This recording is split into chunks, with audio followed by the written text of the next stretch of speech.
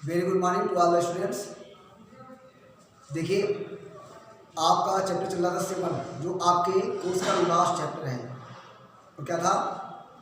राष्ट्रीय अर्थव्यवस्था की जीवन रेखाएं। इसमें उद्योग परिवहन आपने पढ़ा था।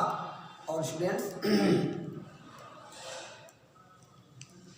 तो राष्ट्रीय अर्थव्यवस्था की जीवन रेखाओं का जो सबसे महत्वपूर्ण हिस्सा है, जो सबसे महत्वपूर्ण पार्ट है, वो परिवहन तो है ही, उसके साथ साथ में जो संचार सेवाएं हैं वो भी बहुत ही ज़्यादा महत्व रखती हैं।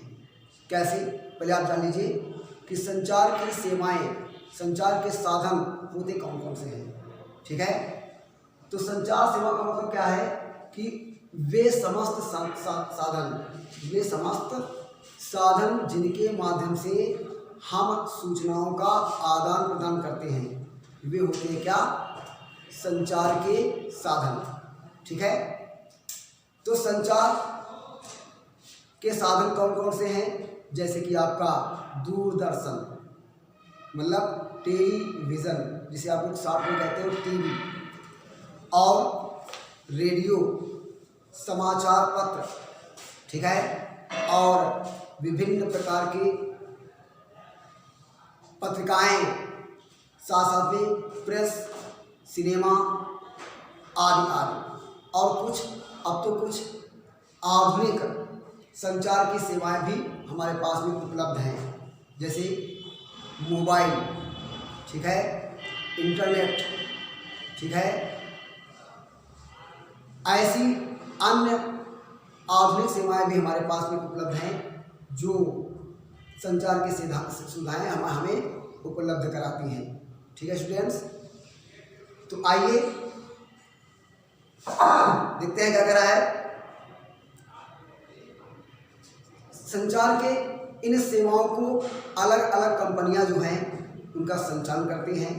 जैसे दूरदर्शन है, ये हमारा भारत सरकार का जो संचार सूचना और प्रौद्योगिकी मंत्रालय है, ठीक है, information and technology department of India जो है वो संचार सेवाओं को उपलब्ध कराती हैं। जैसे कि समाचार पत्र, तो विभिन्न प्रकार के समाचार पत्र हैं, वो भी हमें संचार के साधन उपलब्ध कराती हैं, मतलब सूचनाएं प्रदान करती हैं। जैसे कि आप दैनिक जागरण ले लीजिए, अमर उजाला ले लीजिए, हिंदुस्तान टाइम्स ले लीजिए, ये कुछ हिंदी समाचार पत्र हैं। और अंग्रेजी समाचार पत्र the Hindustan times of India और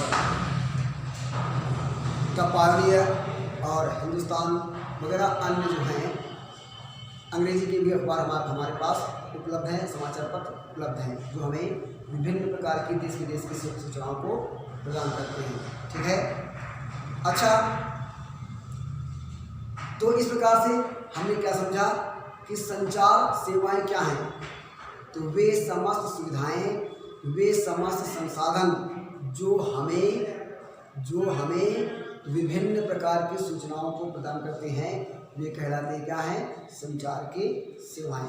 ठीक है, अच्छा, आप जानते हो कि संचार का एक माध्यम सिनेमा भी है। तो भारत एक ऐसा देश है जहां विश्व के किसी भी देशों से ज़्यादा फिल्में बनाई जाती हैं। ठीक है स्टूडेंट्स, भाई फिल्में भी तो संचार का एक माध्यम है, वो भी तो हमें विभिन्न प्रकार की सूचनाएं प्रदान करते हैं। अच्छा, दूसरी बात आप बताएं आप बताएं कि जो हमारे यहाँ भारत में सिनेमा का जो सबसे बड़ा केंद्र है, जो फिल्म बनाने का सबसे बड़ा केंद्र है, वो क्या है? मुंबई।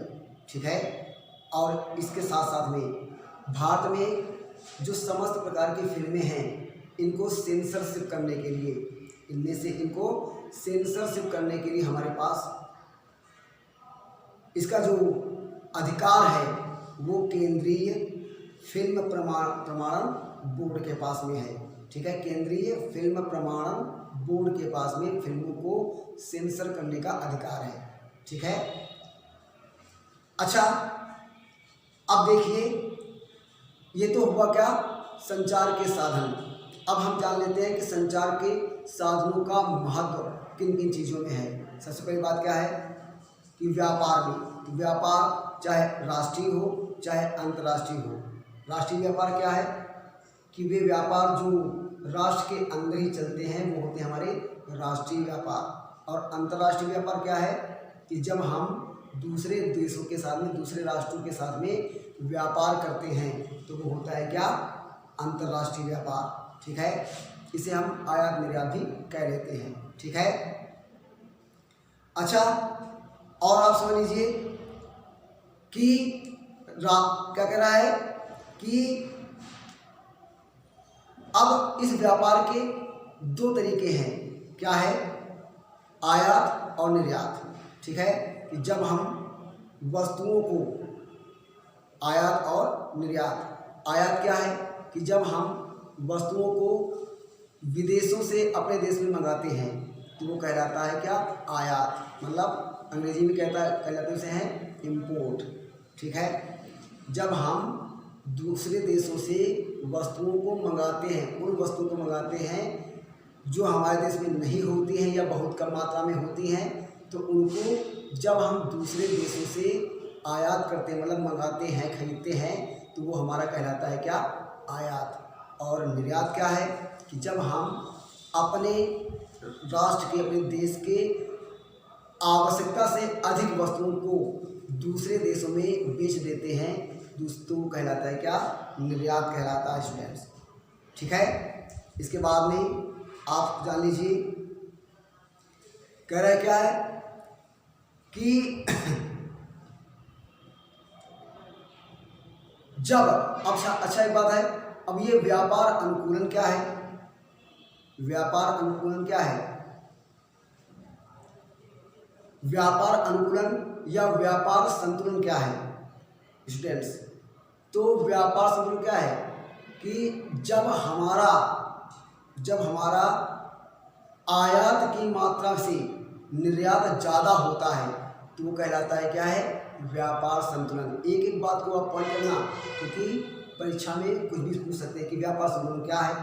तो व्यापार संतुलन क्या है कि जब हमारा आयात कम मात्रा में होता है और निर्यात ज़्यादा मात्रा में होता है तो वो कहलाता है व्यापार संतुलन। जैसे हमने अगर 1 अरब की वस्तु का आयात किया है और 1.5 अरब वस्तुओं का निर्यात किया है। ठीक है, 1 अरब रुपए की वस्तु का आयात किया है और 1.5 अरब रुपयों की हमने निर्यात किया है, तो क्या हुआ, हमें 50 करोड़ रुपए का लाभ हुआ। तो ये है व्यापार संतुलन। ठीक है स्टूडेंट्स, और जब आयात अधिक होता है और निर्यात कम होता है, ठीक है, तो वो कहलाता है व्यापार असंतुलन। ठीक है, अच्छा, और समझ लीजिए कि इन समस्त चीज़ों में, इन व्यापार में जो संचार सुविधाएं हैं वो बहुत ही ज़्यादा लाभ प्रदान करती हैं। संचार सुविधाएं बहुत ही लाभदायक होती, बहुत ही महत्वपूर्ण स्थान रखते हैं। कैसे कि विभिन्न वस्तुओं की जो मार्केटिंग है, विभिन्न वस्तुओं की जो मार्केटिंग है वो इन्हीं संचार की सुविधाओं के द्वारा ही हम करते हैं। विभिन्न कंपनियां अपने उत्पाद का प्रचार टेलीविज़न, रेडियो, समाचार पत्र और इंटरनेट जैसे माध्यमों से अपनी वस्तुओं का प्रचार करती हैं। ठीक है, और विभिन्न कंपनियों के साथ में प्रचार के माध्यम से ही, संचार के साधनों से ही, प्रचार के माध्यम से ही वो आपस में कंपटीशन करती हैं, आपस में प्रतियोगिता करती हैं, जिससे उनके उत्पाद को बढ़ावा मिलता है, उनके उत्पाद के बारे में लोग जान पाते हैं। ठीक है, तो इस प्रकार से ये जो है, चाहे किसी भी प्रकार का उद्योग हो, आज संचार का जो साधन है, संचार के जो साधन हैं वो उनके बिना, उन संचार के साधनों के बिना भला व्यापार संभव ही नहीं है। आप देख लीजिए प्राचीन काल में क्या होता था, प्राचीन काल में क्या होता था कि अगर हमें किसी वस्तु को खरीदना है तो हम वहाँ पर जा करके वहाँ वहाँ पर जा कर के उससे मार्केटिंग करते थे, उससे डील करते थे। और वर्तमान में क्या है कि हम मोबाइल या अन्य माध्यमों के द्वारा किसी की कोई भी चीज़ की मार्केटिंग आसानी से कर सकते हैं। ठीक है, तो संचार सेवाएं जो हैं उनका बहुत ज़्यादा महत्व होता है। ठीक है, तो अब हम इस प्रकार से आप संचार के साधनों का महत्व और संचार के साधन कौन कौन से होते हैं ये आप जान चुके हैं। परीक्षा में पूछ सकते हैं क्या कि किन्हीं 2 संचार के साधन बताइए या किन्हीं 4 संचार के साधन को बताइए, तो आप आसानी से अब उत्तर दे सकते हैं कि संचार के 4 साधन कौन कौन से हैं। रेडियो है, टेलीविज़न है, समाचार पत्र है और मोबाइल है, इंटरनेट है। ठीक है, तो ये समस्त प्रकार के संचार के साधन हैं और आप किन्हीं 4 के उत्तर दे सकते हैं, किन्हीं 4 को बता सकते हैं। ठीक है,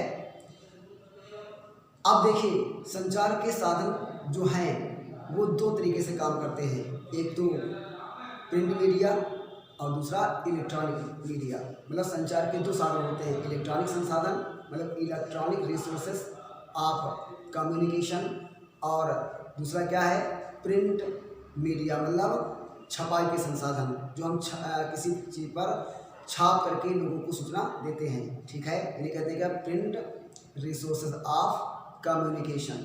ठीक है, तो ये हमें अब इलेक्ट्रॉनिक संचार के साधन कौन कौन से हैं, जैसे रेडियो है, टेलीविज़न है, जितने भी इलेक्ट्रॉनिक चीज़ें हैं, रेडियो, टेलीविज़न, मोबाइल, ये सब क्या हैं, ये सब इलेक्ट्रॉनिक मीडिया में आते हैं, इलेक्ट्रॉनिक रिसोर्सेज में आते हैं, इलेक्ट्रॉनिक संचार के संसाधन हैं। ठीक है, और प्रिंट मीडिया में कौन आएगा, समाचार पत्र है, आपके विभिन्न प्रकार की पत्रिकाएं हैं।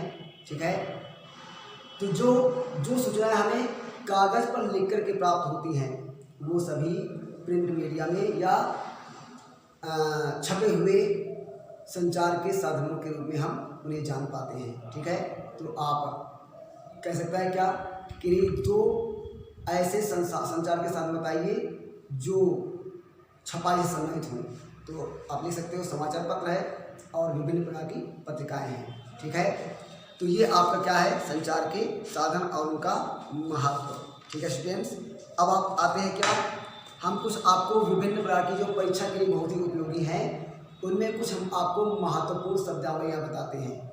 जैसे परिवहन, परीक्षा में आ सकता है परिवहन क्या है, तो स्टूडेंट्स परिवहन वह सुविधा है जिसके द्वारा हम एक वस्तु को एक स्थान से या वस्तुओं या व्यक्तियों को एक स्थान से दूसरे स्थान पर भेज सकते हैं, पहुंचा सकते हैं। वे समस्त संसाधन परिवहन के साधन हैं। ठीक है, और अच्छा परीक्षा में पूछ सकता है कोई 2 परिवहन के साधन बताइए, कोई 2 परिवहन के संसाधन बताइए।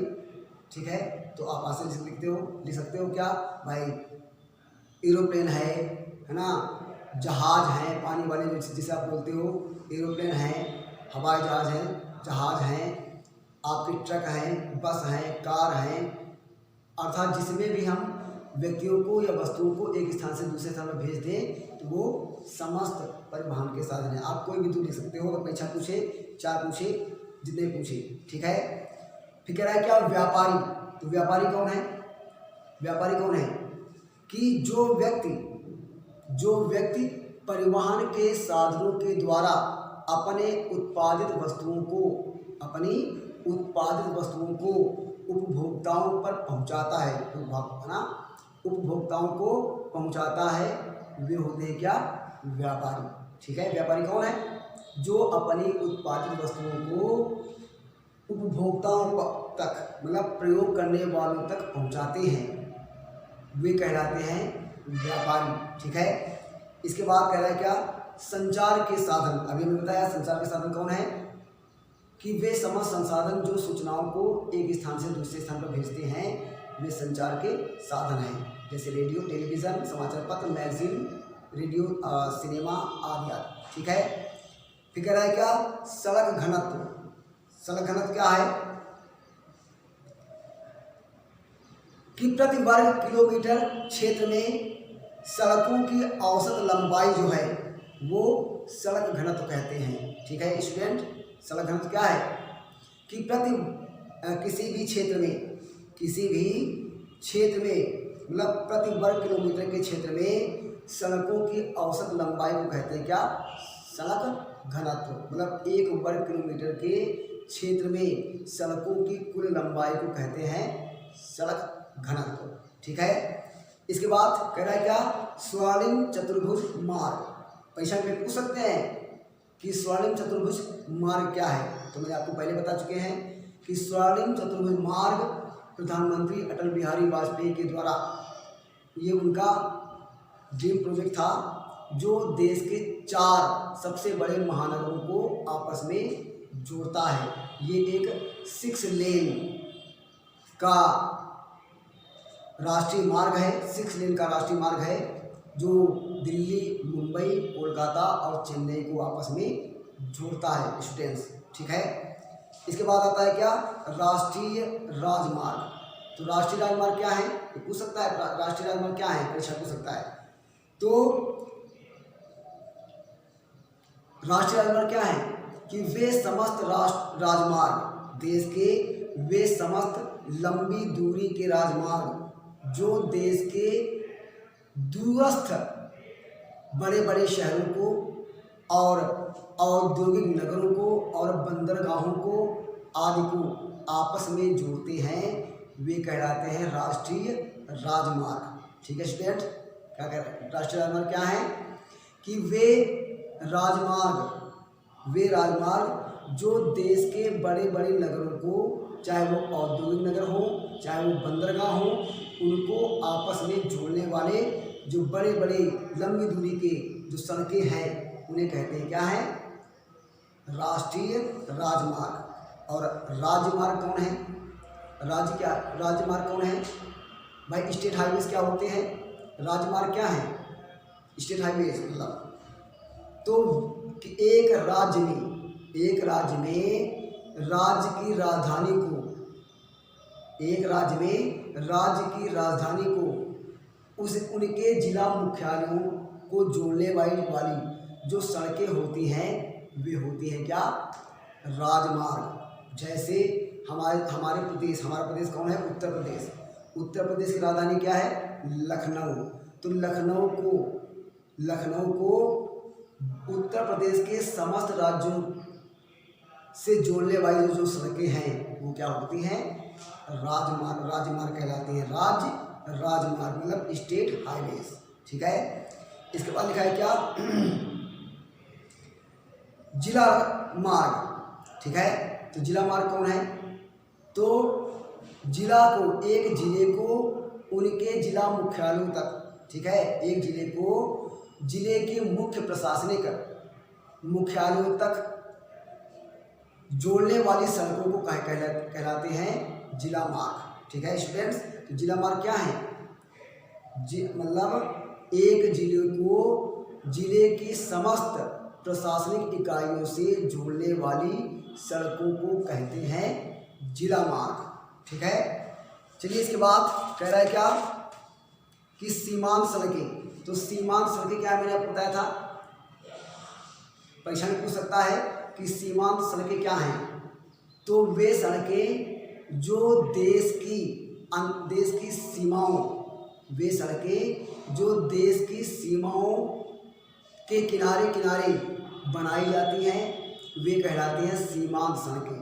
जैसे भारत और चीन के बीच की जो अंतर्राष्ट्रीय सीमा है उनके किनारे किनारे बनने वाली जो सड़कें हैं वो कहलाती है सीमांत सड़कें। चाहे वो भारत चीन हो, चाहे भारत नेपाल हो, चाहे भारत भूटान हो, चाहे भारत बांग्लादेश हो, चाहे भारत बर्मा हो, चाहे भारत पाकिस्तान हो। ठीक है। दूसरे देशों की से लगती हुई सीमाओं से लगती हुई जो सड़कें हैं वे कहलाती हैं सीमांत सड़कें। ठीक है। इसके बाद स्टूडेंट्स आता है क्या? पाइपलाइन परिवहन। ये परीक्षा में बहुत पूछते हैं कि पाइपलाइन परिवहन क्या है। 2 नंबर में अति लघुत्तम प्रश्न में बहुत पूछते हैं कि पाइपलाइन परिवहन क्या है। तो मैंने आपको बताया था कि खनिज तेल मतलब पेट्रोलियम पदार्थ जो हमारे हैं, तो खनिज तेल को एक स्थान से दूसरे स्थान तक जमीन के अंदर खोदकर बनाई गई जो पाइपलाइन है, मतलब खनिज तेल के उत्पादन केंद्रों से या खनिज तेल को एक स्थान से दूसरे स्थान पर पहुंचाने के लिए जो जमीन के अंदर पाइपें बिछाई जाती हैं, उनके माध्यम से खनिज तेल को या पेट्रोलियम पदार्थों को एक स्थान से दूसरे स्थान पर पहुंचाने के लिए जो पाइपलाइन बिछाई जाती है जमीन के अंदर, उन्हें कहते हैं क्या है? पाइपलाइन परिवहन। ठीक है स्टूडेंट्स। इसके बाद हमारा आता है क्या? पत्तन। पत्तन क्या है? पत्तन क्या है कि समुद्र के तटों पर जो व्यापार करने के लिए, ठीक है, समुद्री जहाज़ों के माध्यम से व्यापार करने के जो केंद्र बनाए गए हैं, वे कहलाते हैं क्या? पत्तन। ठीक है, क्या कहलाते हैं? पत्तन स्टूडेंट्स। ठीक है, और मैं बता दूं, या हम ऐसे कह सकते हैं कि समुद्र तट पर बसे हुए वे नगर, वे शहर जहां पर समुद्री जहाज़ों से व्यापार होता है, समुद्री जहाज़ों पर वस्तुओं को लादा और उतारा जाता है, आयात और निर्यात होता है, समुद्री जहाज़ों से व्यापार होता है, वे समस्त समुद्र पर बसे हुए जो शहर हैं वे कहलाते हैं क्या? पत्तन कहलाते हैं स्टूडेंट्स। ठीक है, अब कह रहा है क्या? ज्वारी पत्तन। तो ज्वारी पत्तन क्या है, मैंने आपको बता चुके हैं हमें। तो ज्वारी पत्तन क्या है? तो ऐसे बंदरगाह, ऐसे पत्तन, ऐसे समुद्र के तट पर बसे हुए नगर जहाँ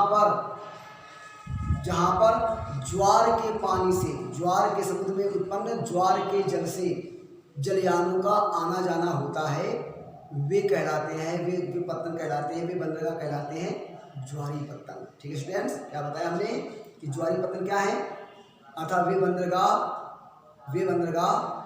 जिन बंदरगाहों पर समुद्र के ज्वार के द्वारा जलयानों का आवागमन होता है, ठीक है, वे कहलाते हैं ज्वारी पत्तन। ठीक है, इसके बाद आता है क्या?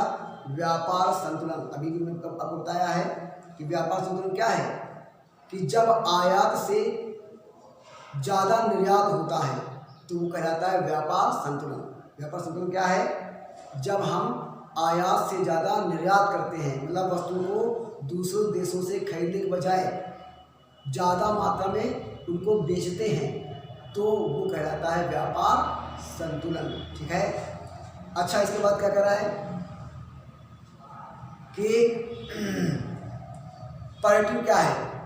ठीक है, पर्यटन क्या है कि जब हम पर्यटन क्या है भैया कि जब हम विभिन्न स्थानों को देखने के लिए, केवल कोई व्यापारिक उद्देश्य नहीं, बल्कि केवल उनको देखने के लिए, वहाँ का भ्रमण करने के लिए जब हम उन स्थानों पर जाते हैं तो वो कहलाता है क्या? पर्यटन। और जिससे पर्यटन के बहुत सारे हमारे देश में केंद्र हैं, कुछ ऐतिहासिक हैं, कुछ प्राकृतिक हैं, ठीक है, कुछ धार्मिक केंद्र हैं पर्यटन के। जैसे अब आप पर्यटन के आप ऐतिहासिक केंद्र ले लीजिए, जैसे दिल्ली है, वहाँ हम क्या जाते हैं? लाल किला देखने, कुतुब मीनार देखने जाते हैं, आगरा ताजमहल देखने जाते हैं, जयपुर किले देखने जाते हैं, ठीक है, अजंता एलोरा वहाँ की गुफाएँ देखने जाते हैं। तो ये सब ऐतिहासिक पर्यटन के केंद्र हैं, पर्यटन स्थल है।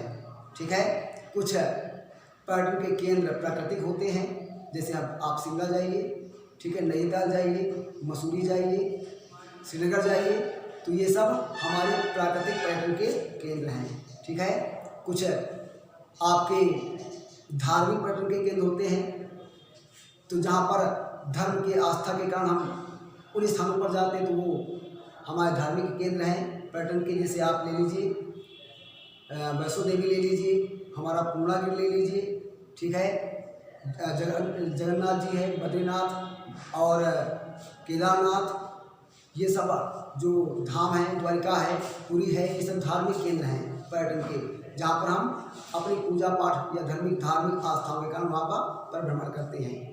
ठीक है स्टूडेंट्स, तो पर्यटन क्या है कि जब हम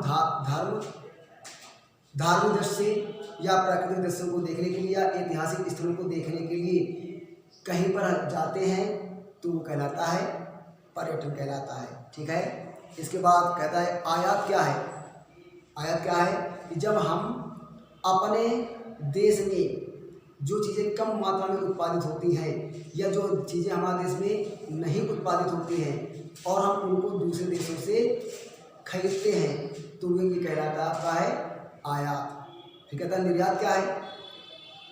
निर्यात क्या है कि जब हम अपने आवश्यकता से अधिक वस्तुओं को दूसरे देशों में बेच देते हैं तो स्टूडेंट्स वो कहलाता है क्या? निर्यात। ठीक है। इस प्रकार से आपका जो ये चैप्टर आपका है राष्ट्रीय अर्थव्यवस्था की जीवन की रेखाएं, ठीक है, ये हमने आपको पूरा का पूरा डिटेल में बता दिया है। ठीक है। और इसको राइट अप करने के लिए स्टूडेंट्स, राइट अप लिखने के लिए मैं आज आपको व्हाट्सएप के माध्यम से अपना आपको क्या आपको शेयर करना है ये मैं आपको भेज दूँगा। ठीक है। Bye bye.